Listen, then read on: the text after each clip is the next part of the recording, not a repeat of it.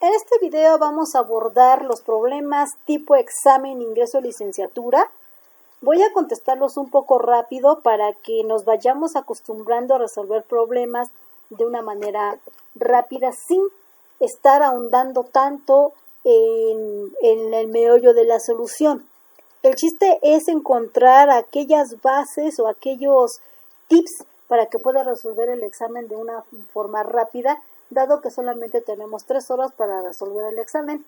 Y el examen no solamente se enfoca en física, sino llevamos 120 preguntas donde van de todas las asignaturas que hemos visto en la preparatoria. Empezando, del movimiento de un coche se obtuvo la siguiente gráfica de distancia recorrida D en función del tiempo empleado T. Indica las secciones donde el movimiento es uniforme, acelerado o que el objeto esté en reposo.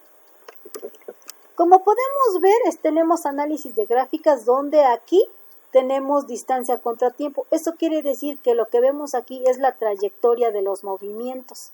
Empezando a analizar los intervalos, observamos que en el intervalo 1 tenemos que el movimiento es acelerado porque es una parábola.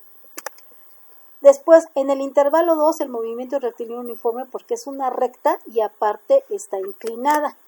En el intervalo 3, el movimiento es acelerado porque también es parabólico. Y en el intervalo 4 tenemos que está en reposo porque es una línea recta horizontal, es decir, la distancia no cambia conforme pasa el tiempo. Ahora, vamos a analizar de estos incisos cuál cumple con estas 4 condiciones. Es decir, el movimiento uniforme está en el intervalo 2 y 3, en el 2 y en el 3. Obviamente esta es falsa, porque aquí esto es parabólico y esto es acelerado, no uniforme como dice aquí. Pasamos al inciso B. Movimiento uniforme en 1 y 3. 1, esto es acelerado y 3 es acelerado. Esa tampoco es. 4, en el inciso C. Movimiento uniforme en el inciso 3, esa es falsa porque esto es acelerado. Pasamos al inciso D, pues por lógica ese debe de ser, pero hay que corroborar. En el movimiento uniforme me dice que es en el intervalo 2, verdad. Movimiento acelerado en el 1 y 3, verdad. Reposo en el 4, verdad. Por lo tanto, la respuesta correcta es el inciso D. Pasamos a siguiente pregunta. Estimando la aceleración de la gravedad igual a 9.8 metros sobre segundo cuadrado y despreciando la fricción del aire, calcula el tiempo requerido para que una piedra lanzada directamente hacia arriba con una velocidad inicial de 39.2 metros sobre segundos alcance su punto más alto.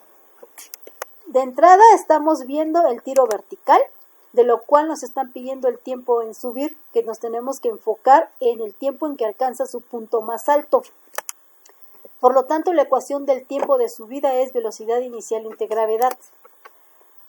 Nos vamos a los datos. Estos datos, ¿dónde los encontramos? En el enunciado. Me están diciendo que la velocidad inicial es de 39.2 metros sobre segundos, aquí está, y que la gravedad es de 9.8 metros sobre segundo cuadrado, que aquí está.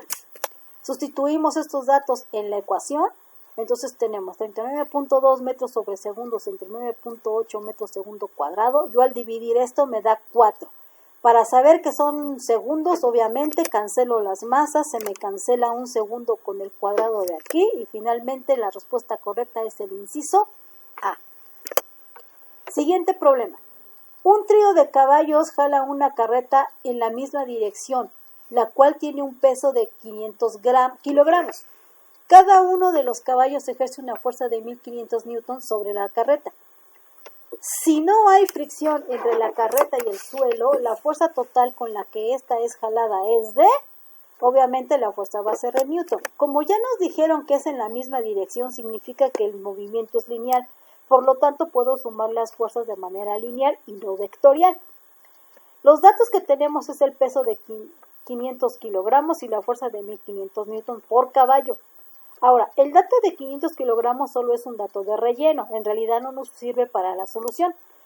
Por lo tanto, como ya dije, como la fuerza nos dicen que es en la misma dirección, significa que podemos sumar las fuerzas, es decir, 1500 por 3, porque aquí nos dice que es un trío de caballos. Por lo tanto, multiplicamos 1500 por 3 y nos va a dar 4500 newtons. ¿Eso qué quiere decir? Que la fuerza ejercida sobre la carreta por los caballos es 4.500, que nos da el inciso D. Pasando al siguiente problema. Sobre un cuerpo se aplicaron diferentes fuerzas en dirección horizontal y con el mismo sentido, provocando que el objeto experimentara distintas aceleraciones. Basándose en la gráfica de los resultados obtenidos y despreciando la acción ejercida por la fricción entre el objeto y la superficie de contacto, ¿cuál es la masa del objeto? De entrada tenemos que analizar la gráfica. Y como nos están diciendo que aplican una fuerza y tiene una aceleración, estamos hablando de la segunda ley de Newton. Fuerza es igual a masa por aceleración. Vamos a identificar los datos que nos dan. Estos datos los obtuve ¿de dónde? De la gráfica. Si yo tomo la aceleración como 1, ¿por qué tomo esa? Pues porque es el número más sencillo. Entonces tomo aceleración igual a 1 y observo qué fuerza me da siguiendo las líneas punteadas. Observo que aquí la fuerza que me da es de 2.5 newtons. Aquí está. Luego, una vez que ya obtuve estos datos, procedo a manejar la ecuación. Como me están pidiendo la masa, entonces despejamos, es decir, despejo de la ecuación, de la segunda ley de Newton, la masa, que me va a quedar masa es igual a fuerza sobre aceleración. Sustituyo valores, 2.5 newtons entre 1 metro sobre segundo cuadrado igual a 2.5 kilogramos. Ahora, ¿de dónde salió esos kilogramos? Bueno, de entrada sabemos que nos están pidiendo masa y la masa se mide en kilogramos, pero supongamos que no lo sabemos. Sabemos que 1 newton es igual a 1 metro por kilogramo segundo cuadrado.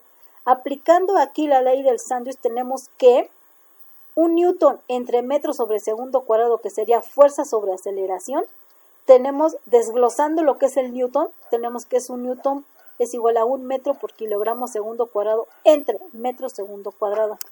Se cancelan las masas, se cancelan los segundos y todo me va a quedar en kilogramos. Por lo tanto, la respuesta correcta es 2.5 kilogramos, que es el inciso B. Pasamos a otro problema donde dice que la ecuación que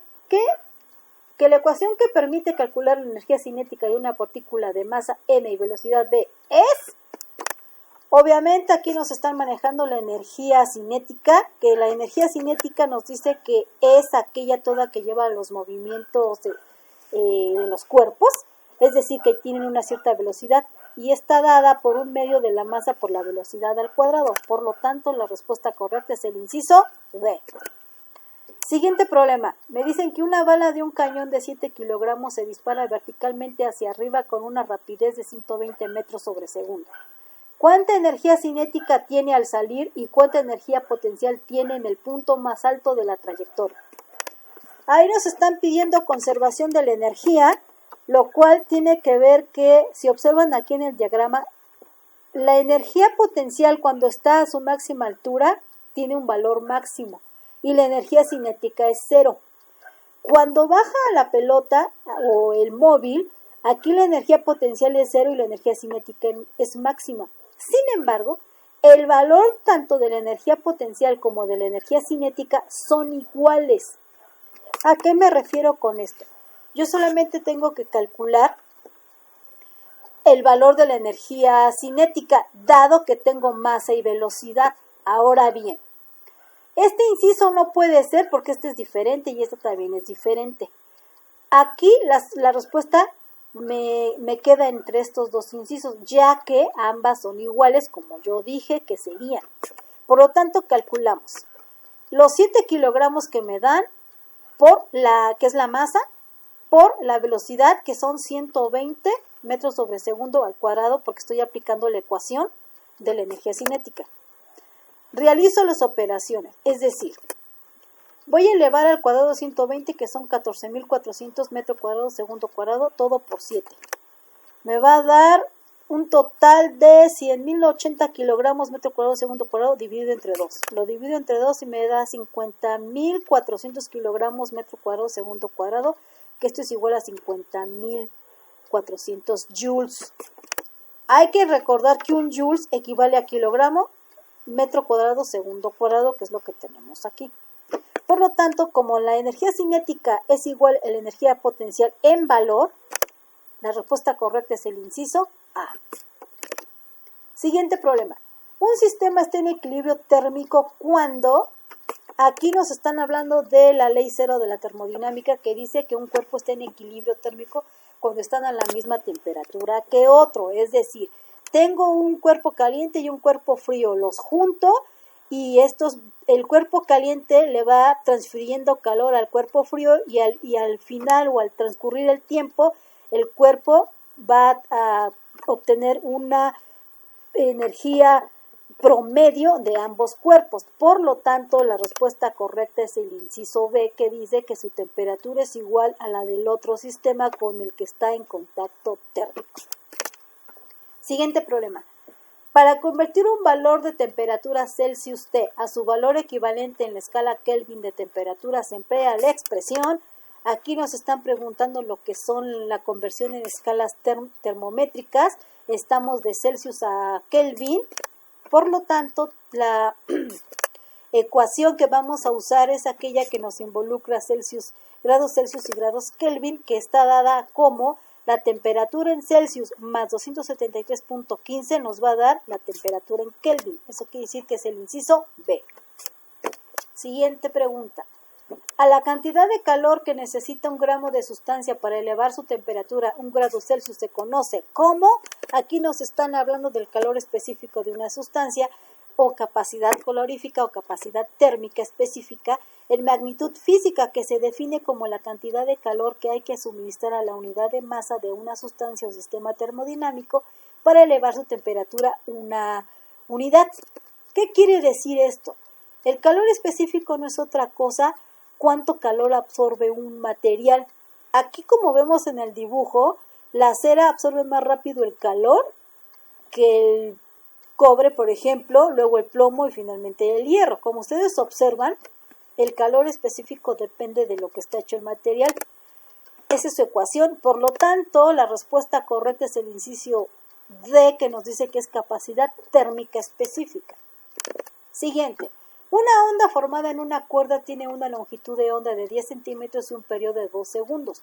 ¿Con qué velocidad se propaga? Pues ya sabemos que la velocidad es igual a distancia sobre tiempo. El periodo es un tiempo. El periodo es una forma de medir el movimiento de una onda. Por lo tanto, la velocidad de propagación de una onda está dada mediante la ecuación longitud de onda entre periodo, donde me dan la longitud de onda de 10 centímetros y el periodo es de 2, y tenemos que 10 entre 2 me da a 5 centímetros por segundo. Por lo tanto, la respuesta correcta es el inciso C. Siguiente pregunta. Dos ondas de la misma frecuencia pueden interferir de manera constructiva o destructiva. Esto depende de... Aquí tenemos el tema de ondas, y la interferencia positiva es cuando se superponen dos crestas o dos valles y la amplitud es mayor, como es esta aquí. Y la interferencia negativa es cuando se superponen dos crestas o dos valles de igual fase y de menor amplitud. O sea, aquí se suma y aquí se resta. Positiva, negativa. Por lo tanto, lo que me están diciendo es que la fase es relativa entre ambas ondas. Si la fase coincide con ambas ondas, entonces tenemos lo que es una interferencia de manera constructiva o destructiva. Siguiente pregunta. La interferencia de dos ondas pueden generar franjas claras y oscuras, es decir, la energía se distribuye fuera de ciertas áreas y dentro de otras. Esto se debe a la conservación de la... Aquí estamos hablando de ondas y pues sabemos que la interferencia de dos ondas en franjas se forman por la conservación de la energía que se distribuye en las crestas y valles proporcionando las franjas oscuras y claras. En las franjas oscuras hay un valle y en la clara es una cresta. Por lo tanto, la respuesta correcta es el inciso C. Luego me dicen, un aislante eléctrico es un material que... Lo que me están hablando aquí es de electricidad y obviamente de materiales conductores. Sabemos que un material conductor es aquel que tiene la capacidad de conducir la electricidad, es decir, de que pueda pasar la electricidad ahí. Ahora, en un conductor la electricidad sí pasa muy bien. En un semiconductor hay más o menos. Y en los aislantes no quiere decir que no pase, sino que le cuesta más trabajo pasar la electricidad. Por lo tanto, La respuesta correcta es: hace difícil el flujo de corriente eléctrica. Siguiente. A una resistencia eléctrica R se aplica una diferencia de potencial V, por lo que circula por la resistencia una corriente eléctrica I. Si R y V cambian de valor al doble, ambos simultáneamente, entonces el valor de la corriente eléctrica C. El tema es electricidad y nos están preguntando la ley de Ohm. La ley de Ohm me está diciendo que es voltaje es igual a resistencia por corriente. ¿Eso qué quiere decir? Que si la resistencia se convierte en 2 veces R y el voltaje en 2 veces R, sustituimos estos valores a la ley de Ohm. Es decir, primero despejamos la corriente, donde corriente es igual a voltaje entre resistencia, como tenemos aquí, y el voltaje se convierte en 2V y la resistencia en 2R. Se cancelan los dos y por lo tanto me queda nuevamente voltaje por resistencia. ¿Eso qué quiere decir? Que la corriente permanece igual, por lo tanto la respuesta correcta es el inciso B. Siguiente. El índice de refracción del cuarzo es de 1.544. ¿Con qué velocidad se propaga la luz en él? Aquí me están preguntando óptica, lo que es el índice de refracción. La ecuación del índice de refracción está dada por nu, que es igual a la velocidad de la luz entre la velocidad de la luz en un medio. Por lo tanto, la velocidad de la luz es de 300.000 kilómetros sobre segundo o de 3 por 10 a la 8 metros sobre segundo. Y V es la velocidad de la luz en el medio. Por lo tanto, despejamos esa velocidad, donde tenemos que la velocidad de la luz en el medio es igual a la velocidad de la luz entre el coeficiente de refracción. Sustituimos los valores. Velocidad de la luz, 300.000 kilómetros sobre segundo, entre 1.544, que es el coeficiente de refracción. Nos da esto un total de 194.300 kilómetros sobre segundo. Por lo tanto, la respuesta correcta es el inciso A. Pasamos. ¿En qué área recibió Madame Curie el premio Nobel? Hay que conocer quién es Madame Curie, que fue una científica muy nombrada.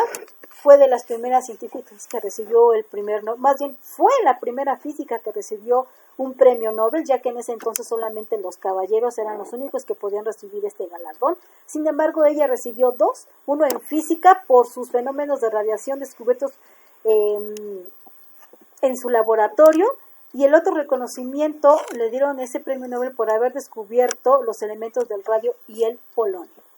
Bueno, estas son todas las preguntas ahora sí que pueden venir en un examen, no quiere decir que estas sean, pero son 19 preguntas que nos hacen. Por lo tanto, con esto podemos dar un pequeño repaso de lo que va a venir en el examen.